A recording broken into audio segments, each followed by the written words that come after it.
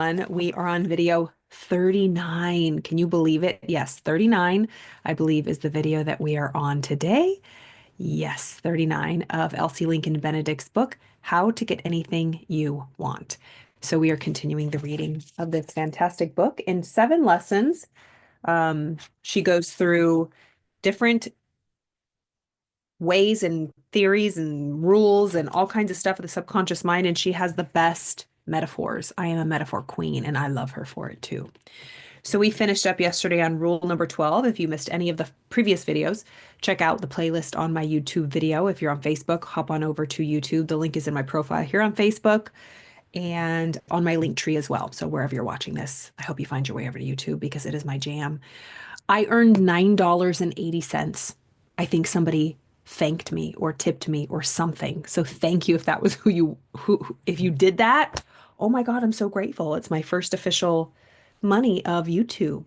I just got to be a partner last week, and it unlocked like different things for me to have memberships and like people to say thank you and support the channel so that I can do this more. I'm so excited. $9.80. I will never forget this day. February 1st, 2025. I got $9.80 from YouTube. Yeah, $9.80. I don't know if I said $9.70. Anyways, I'm just so grateful. And we are continuing this journey of 365 days, y'all. I Let's celebrate. I did a whole month already. Every single day, 31 days. I already did in January. Every single day I showed up. I believe my first day I did like a live in my car.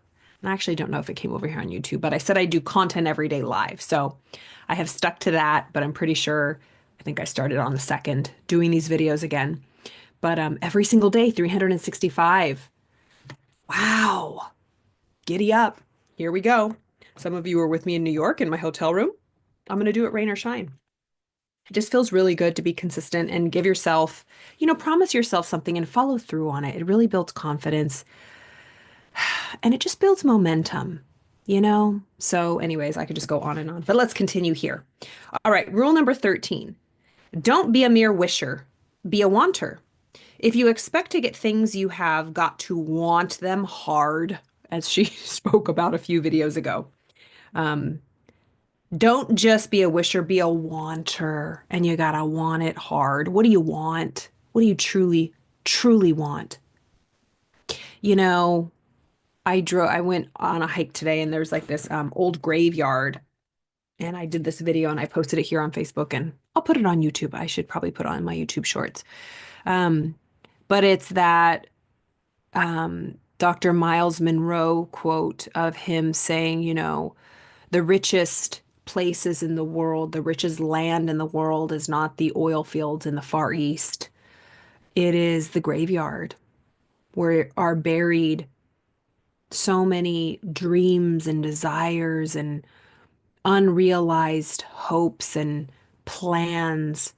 And it's just filled with riches, ideas that were never followed through on. And it's just a tragedy. There's that person who did the study. They were in hospice care and they interviewed, and their studies to show like the number one regret or the number one the feedback from most people who were dying on their deathbed was they never lived the life that they wanted. Like they never went after, their goals and dreams. My goodness. And, you know, it's rare. Well, this is the way I put it. Traditionally speaking, we think it's rare to have a near-death experience, like a major crash, a major accident, and you live to tell the tale. And like maybe you were unconscious, you might have been medically pronounced dead and you came back to life, you might have saw light, you might have had a whole experience, an NDE, they call it, near-death experience. A near-death experience, a physical near-death experience. However, I came to the conclusion that many of us, myself and you, if you're watching, if you've ever felt like you're wasting your time, like you're just, your life is passing you by. If you've ever felt like that, you might have felt like that at one time. You got it together and then lost it again or whatever. Or maybe you find yourself lost now. But what's more painful? Actually, I don't know if it's more painful. I don't mean to like compare it. So let's kick it out of there. Okay. There's physical near-death experiences, which are very rare. People like have to go to support groups so that people can understand them, right? Because that's a wild experience. But what I came to realize is I had a near-death experience too. It wasn't physical.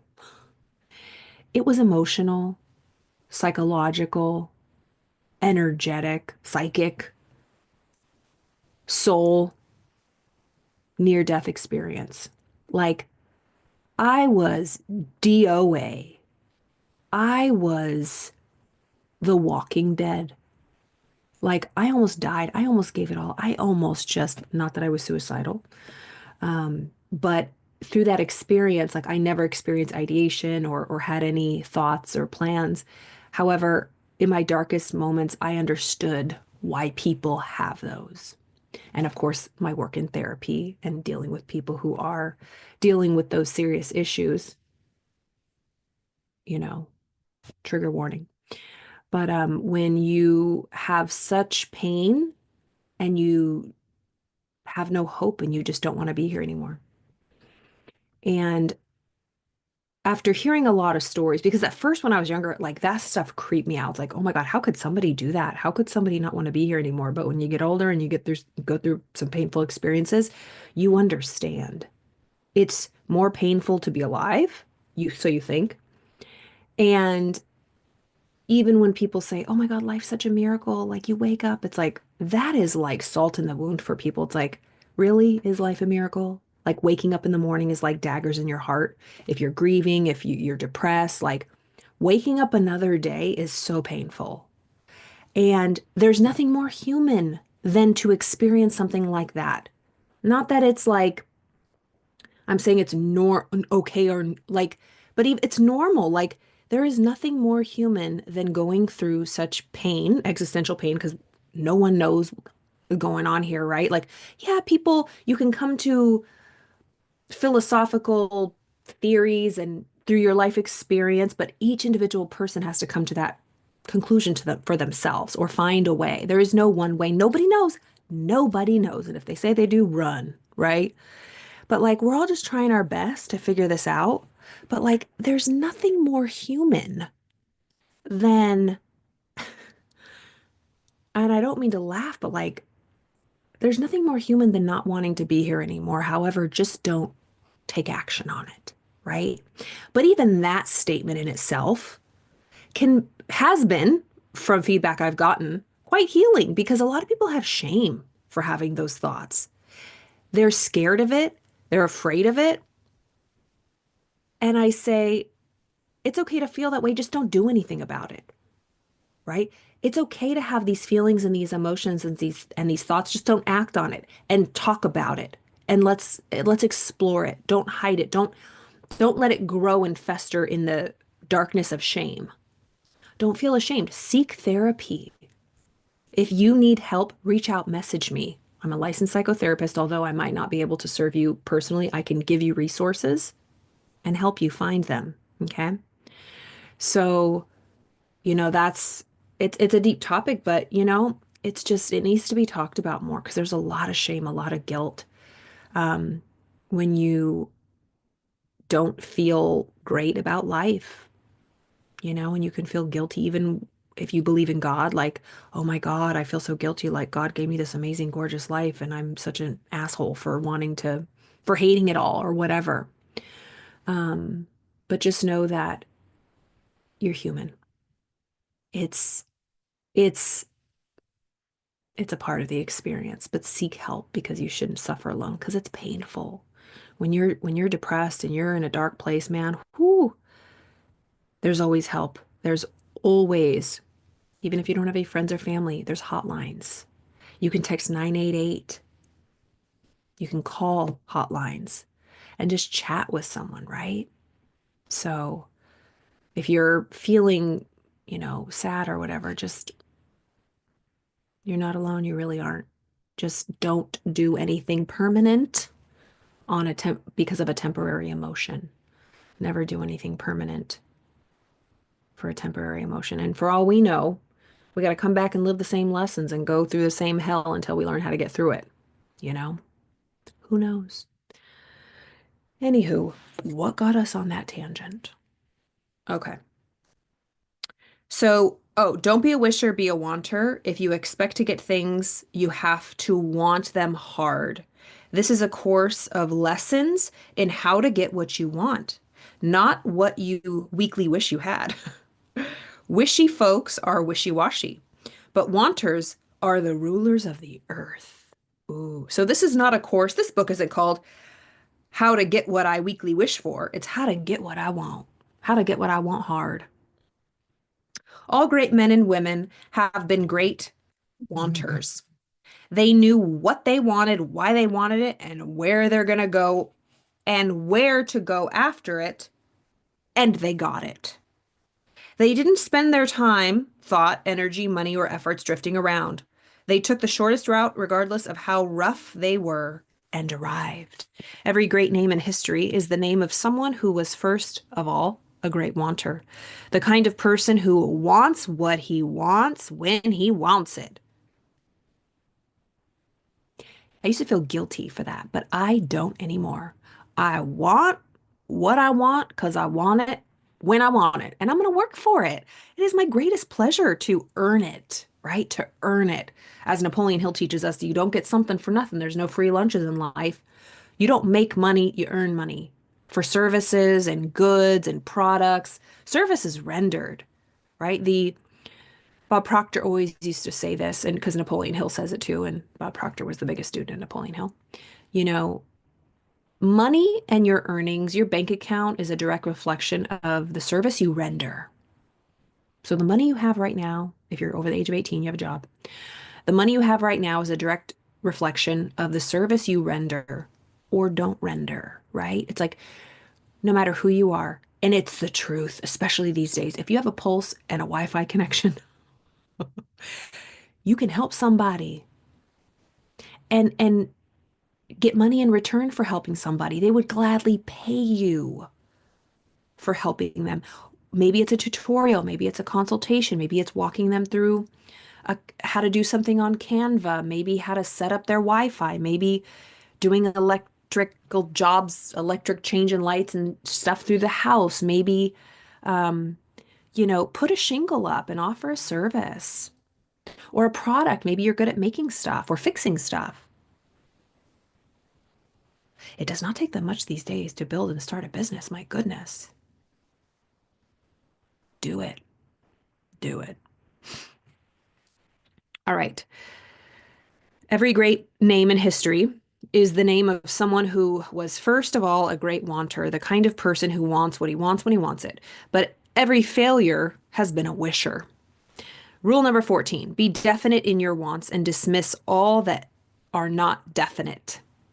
Don't encourage in yourself the mental fogginess that comes dreamily yearning for something other. Many people live in a self-manufactured atmosphere of discontent, of general dissatisfaction with their limitations, conditions, circumstances, and possessions. They never quite decide what it is they don't like about all these things. They never decide exactly what it is they want to do. This just stood out to me.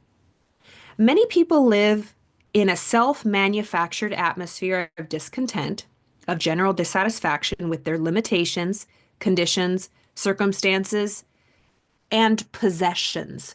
I think she's not talking about physical possessions. I think she's talking about internal, like being possessed, being owned. You are possessed. Being possessed. Many people are possessed with bad possessions. They are obsessed. Let's look that up. You know what? Something like this came up before in one of my readings. What possesses us? What owns us? What thoughts, what emotions possess you? Let's look that up. Possession. Possession. Possession. The act or fact of possessing, the state of being possessed ownership, right? What owns you? I think that's what she's saying. People live discontent with their limitations, conditions, and the things that own them. They are slaves. We are slaves. I'm a slave to certain things in my mind that I'm always trying to break free from.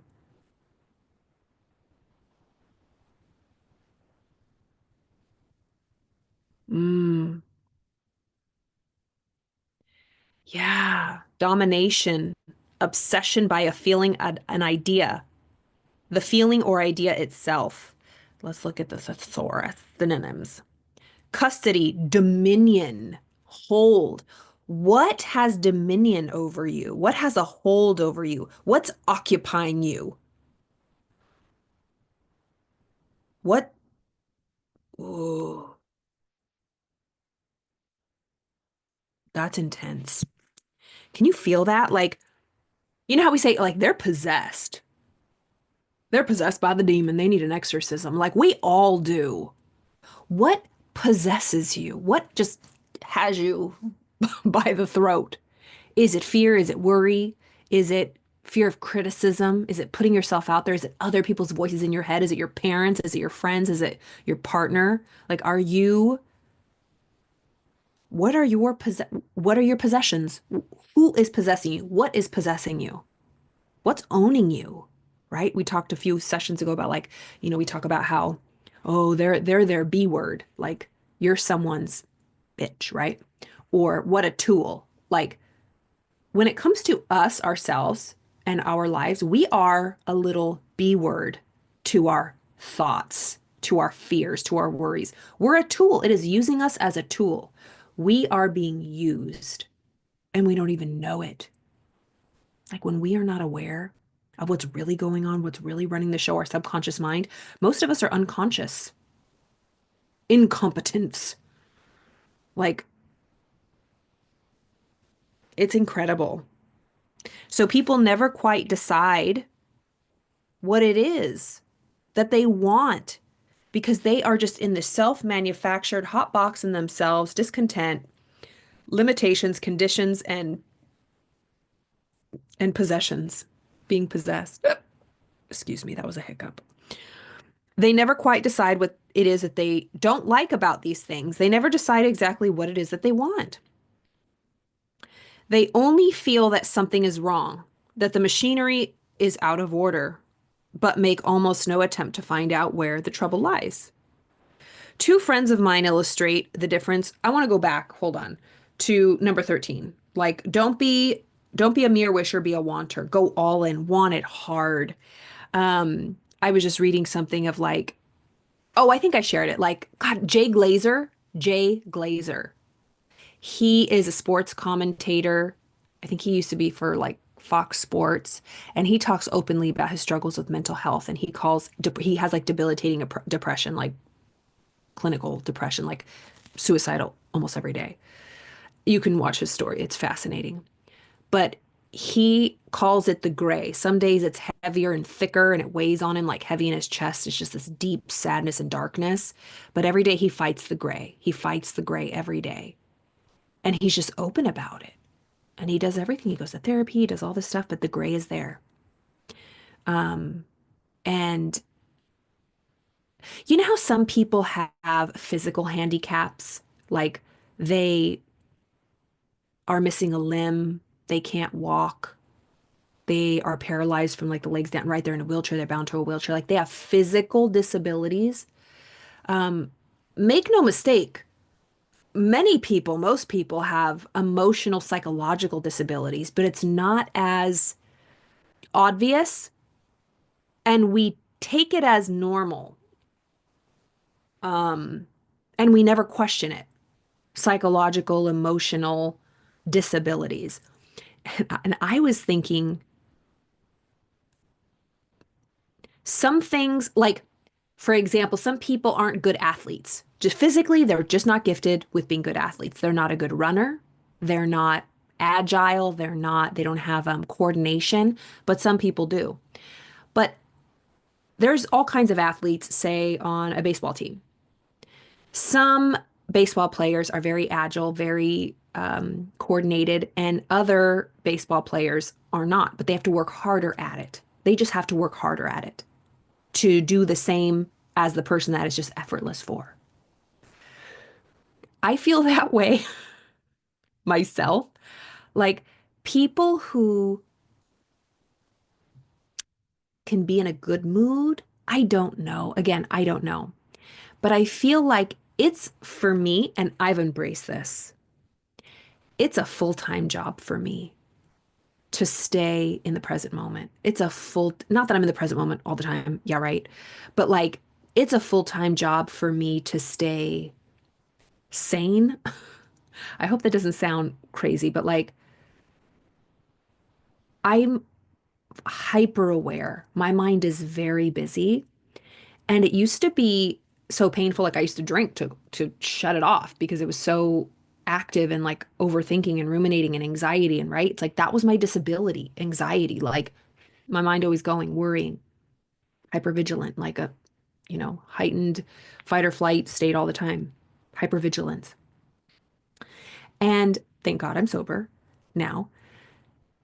But like I'm always, it's like, I wonder what other people think sometimes. Like when I'm always reading personal development books and like I'm always doing this, so like, and I think you got to do all that. But these people don't do all that and their life seems okay. But that's the thing. I don't know why it's easier or they don't have to do that. I do. I do. Even when I was getting sober and I'm like, well, why can they have like a couple glasses of wine and be fine? I can't. I don't know. It's just a disability. Like some people say like, they're allergic to alcohol. They can't have alcohol. Like, yeah, it's like a handicap. It's like an allergy. I can't do it. I cannot just have one glass of wine. I just can't have two glasses of wine. I mean, of course I could, but like in the past, like, oh, dear God, not now. But like ultimately, I couldn't because even though I would be good and have one glass of wine here and there, it would be like four bottles of wine, right? It's just this thing that gets turned on and activated in me where like I cannot contain myself. It's terrible. Anyways, so there are certain handicaps and disabilities that I have, whether they be emotionally, psychologically, or whatever, and like you just embrace it. And I say all that to say, when it comes to really wanting something in life, like I have to approach it with like that Mamba mentality. Like I love sports, I love athletes. And this whole monologue is to say, I just read something about treating life like a sport, like treating life like a sport. Like, I like the idea of life as a game and not to diminish I don't know, like have reverence for life. I do have reverence for life, but like, you know, the more we're learning about, um, what's it called? Not epigenetics. I mean, that's cool too. Metaphysics? Metaphysics? There's another word that's escaping me. Quantum physics. Quantum physics, metaphysics, all kinds of stuff. You know, and just my spiritual studies and personal development studies, like life, it seems to be, and it's proven scientifically now, not a simulation, but like not a hallucination. I mean, I think it's a big hallucination, but like, I don't know how to describe it, but it's it is a reflection. It's like, it's a projection. Like it's a big projection of what's going on in our mind. Like it's a big projection pushed out to the most incredible degree. Okay. And that's something, of course, I can't even wrap my mind around. And just, I end it with like, I feel like I want to treat this life of mine like it's a sport, it's a game, and I'm going to show up and do my best every single day. I'm going to do my best every single day and condition myself every single day and take the best care of myself as I can every single day. Um, there's no winning. There's just being better than I was yesterday. This is turning into quite the philosophical reading. I'm like, but this is how I think, this is how my mind works, As a girl thinketh. But I liked that. Don't just be a wisher, be a wanter. Go hard, want it hard, like Kobe, right? Like want it hard. And be definite. Rule number 14, be definite with what you want. Dismiss all that you're not definite about. Don't encourage in yourself the mental fogginess that comes dreamily yearning for something other. So don't be like those people that don't decide on exactly what they want. She goes into the story of two friends of mine illustrate the difference between this type of mind and the one which concentrates, focuses, and wants. Each bought a car of the same make and model in the same month. One always investigated when something went wrong and was not content till he fixed it or had it fixed. He would not tolerate even a rattle, but looked for it till he found it and tightened the screw, bolt, or whatever it was. He listened to the purr of his engine every so often, and if a cylinder was missing, he had it attended to. Result, his car is in a splendid condition, runs like new, and for all practical purposes is as efficient and dependable as this year's model. He was offered a very good price for it recently, much more than the standard appraisement, because of its perfect condition and appearance. The other man cultivated the opposite habit. So long as his car would run at all, he refused to do anything for it. It might wheeze, jerk, and sputter, but unless it came to a dead standstill, he worried along. Naturally, he and those who accompanied him had little pleasure when driving, whereas everyone exclaims over the smoothness and reliability of the other man's car. His machine is now broken down, and can be sold only for junk. Wow, if that's not a metaphor for life, it's like kind of like what I said. I want to always condition myself and take care of myself and be aware and like be proactive, not just reactive. Be proactive. Um, because it's like, why not? Everything works better when you take care of yourself. All right, let's read one more. Rule 15. If you want to get things, you must take stock occasionally and find out what your present conditions are. Don't go thumping, bumping along through life, realizing something is wrong somewhere without doing something about it. Before you take another step in this course, stop long enough to think of what you want that you do not have, and also what specifically you would like to be rid of. Look the matter in the eye fearlessly, honestly. To attain the fullest measure of present enjoyment, to be able to travel speedily and pleasantly toward your desires, and finally to market your abilities for the highest possible price, you must not neglect to rid yourself of the things that hold you back. This is like cleansing yourself, like having a fearless moral inventory. Like, all right, don't wait too long till you kind of lift up the hood and see what's going on. Is there something that I need to look at? Does something need a little tightening here, there? Do I need to get rid of something? Has this stayed a little bit too long? What are we doing here? Like cleaning up our habits. So just being honest with yourself. Yeah, taking that fearless, honest look to attain the fullest measure of present joy. And just keep going. Don't be stopped and held back by little thoughts here, little thoughts there, um, gossip here, relationships here, like frenemies here. It's like you don't have time, worries here. You don't have time for that. Like, what are you surrounding yourself with? Who are you surrounding yourself with? What kind of conversations are you guys having? What's your social media feed look like? I always encourage people, let's take a little look. Let's take a little look. This is a little trick. This is a little trick. Let's just do it live. Okay. So here is, okay, this is funny. Um, right now I open up my Instagram and it's a meme that says, therapist, you saw the red flags though, right? Me. I thought it was a carnival. Anyways, so here there is a little on your homepage if you have Instagram, go to the little magnifying glass. And this is your um algorithm. What's it called? It's your algorithm. So this is mine. I didn't do anything different. Let's look at what I have on my algorithm. This is funny. This is something that's on my algorithm. That's the truth. Pardon the curse word. This.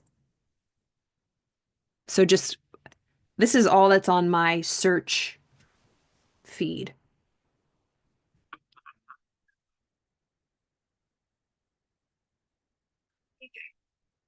A funny cat meme. I've got a lot of cat memes. That's funny. I'm not really a cat person. Oh, look at this, a sisterhood meme. I'll send this to my sister. Oh, that is just the sweetest. Here's another quote. What does that say? Growth will also feel like loss. Remember that. Woof. Um, Human design. If you don't know about human design, y'all, I think I have in my description box if you want a reading. There's like I offer a foundational reading if you do not know your energy type or your life purpose or your personality profile or your prosperity pearl, your prosperity key, or oh my gosh, there's so many good little tips and tricks and nuggets. I've been really into human design for the past few years. It's been extremely validating and life-changing. And if you don't know about human design, look it up. And if you have any questions, reach out. Human design types. Let me look at mine. So I'm a reflector, and it says, you are here to see what no one else sees and offer a clear, unbiased perspective on the world around you. Your gift is in showing others what's working and what's not. To thrive, surround yourself with environments and people that feel good. Your energy moves in cycles, so trust your natural rhythm and honor your need for time and space. Embrace your uniqueness. You're not meant to be like anyone else. I love that. All heard that. So, anyways, these, this is funny. So, this is literally what is in my algorithm on my search. Um, Fun quotes, cute animals, human design, and I don't know what this is, but I'm here for it. I don't know why it's a runway. Maybe it's models. I don't know why that's on my feed. But you know what? I am fully honest. When you hit your little thing, it will show you what you've been surrounding your mind with when it comes to your social media feed, your Instagram feed. So this was mine. Exercise, funny memes of dogs. I want you to look yours up. That just shows you what you've been up to. It shows you what you're into. Okay. So, anyways, I hope you've enjoyed this video number 39 of Elsie Lincoln Benedict's book, How to Get Anything You Want. If you missed any previous reading, we're going through this whole book together, chatting about it. I'm sharing stories. We're getting into it, and I'm doing it every single day. And YouTube is rewarding me handsomely for it. $9.80. I am truly grateful, and I mean that. I am not being facetious. I'm so grateful. All right. So, anywho, if you want to work with me, if you want to learn about your human design, if you want to join a coaching program, if you need any support, let me know. I have like one-on-one packages if you want to work with me therapeutically. I'm into EMDR, IFS, internal family systems, getting through trauma, reaching your goals. It's truly my life's purpose. It is, according to human design as well. My life purpose, or like your incarnation cross, they call it, is the Sphinx, the right angle cross of the Sphinx. Weird names. But I show people direction. I help show people direction. I not only reflect back to them, but I show people direction. I give them direction in their life. It's just a gift of mine. And it's not a coincidence that I'm a therapist and a coach. I literally help people find direction in their life. But it's crazy. That's why human design was so affirming and validating. It's like literally it says in my chart, you would be a great motivational like coach and teacher. And I'm like, wow, that's That's pretty spot on. And I use it in my therapy practice. So my clients, all of them are pretty open to it. But I would incorporate their human design chart in our therapy sessions. It was so cool. There were some people that I worked with for like years, right? They were my clients for like 3 or 4 years. And then before I got into it, and then I got into it, we were reading through their chart, we were hollering, laughing, like falling off the chair. Like, are you joking? This is totally you. Like, because I would know them really well at that point. And it was like fascinating. So there's a lot of free content on YouTube. I actually have a video on I think I have a human design playlist. Look it up on my channel. But I definitely have a video that explains it like in layman's terms because there's a lot of gibberish out there. But anyways, connect. Let's work together if you feel so called to. Or just enjoy this. Like and subscribe. Share it with someone you know. I hope you're getting a lot out of this. Share. What stood out to you? I would love to know. I love all of your comments. I love you guys. This is just so fun. This is really fun and I love it. It is literally 10:10 p.m. on a Saturday night and I'm just living my best life. I'm gonna go to bed now. So have a wonderful